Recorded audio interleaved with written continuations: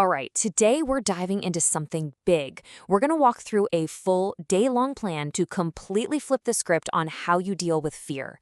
And look, the goal here isn't to magically erase fear. That's not realistic. The real goal?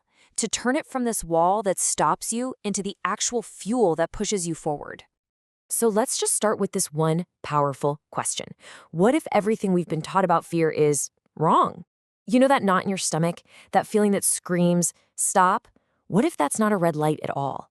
What if it's actually a green light? Basically a giant flashing arrow pointing directly at your next big breakthrough. And that's really the core idea for this whole plan. We're going to start seeing fear as a doorway. I love this quote because it just nails it. Think about it. So often, the things that scare us the most are the exact things we need to do to grow, to get to that next level. So today is all about learning how to stop staring at that door and actually walk through it. Okay, let's get into the nuts and bolts. The plan kicks off the moment your alarm goes off. The whole point of the morning is to build momentum right away, to consciously, deliberately set the tone for the entire day. So we're going to start with 3 really simple but surprisingly powerful actions. First up, make your bed. And I mean really make it, with intention. This isn't just about being neat. It's about scoring your first win of the day, a completed task. Boom. Then, while you're drinking your first glass of water, you say this out loud. Today, I choose courage over comfort. You're literally priming your brain for what's to come. And finally, we'll roll right into a very specific 10-minute meditation. Now, this is not your typical clear your mind meditation. No. This is an active process. The whole point is to visualize yourself doing that one thing you've been avoiding, but picturing yourself doing it calmly, in control. While you're doing that, you repeat the mantra.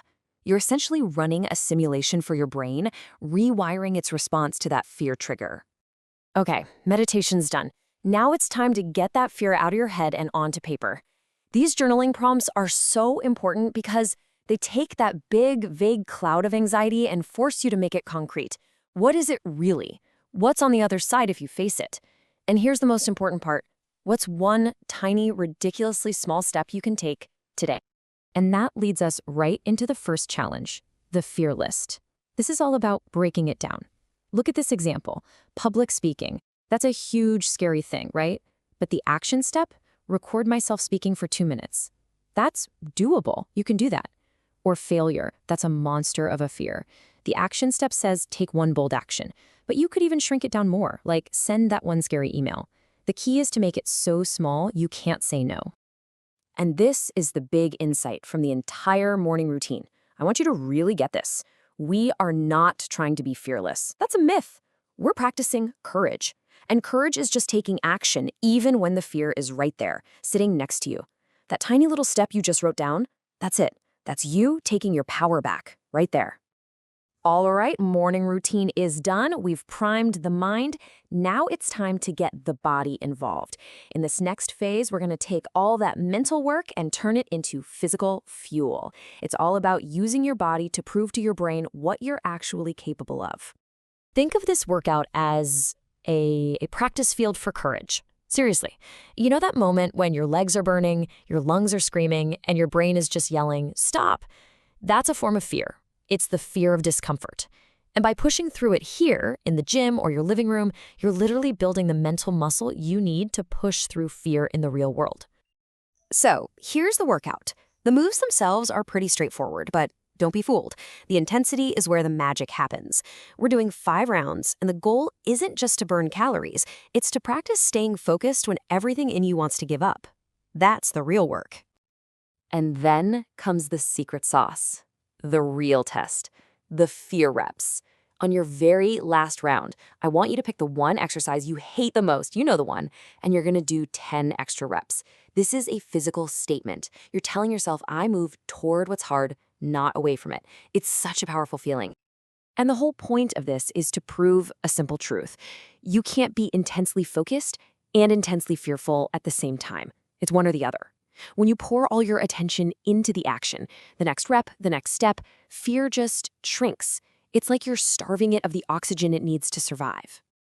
Okay, so we're going to take that same idea and apply it to the way we talk to ourselves. This is a game changer. It's about shifting your identity. Instead of saying something permanent like, I fear failure, which feels like a life sentence, you change it to I'm learning courage. See the difference? One is a dead end, the other is a journey. It's a small tweak in words that has a huge impact. Now it's time to put it all together in what we're calling the breakthrough work block. It's simple. 1. Pick that one scary task you've been avoiding. 2. Break it down into the tiniest possible steps. 3. Set a timer for 45 minutes. And here's the most important rule.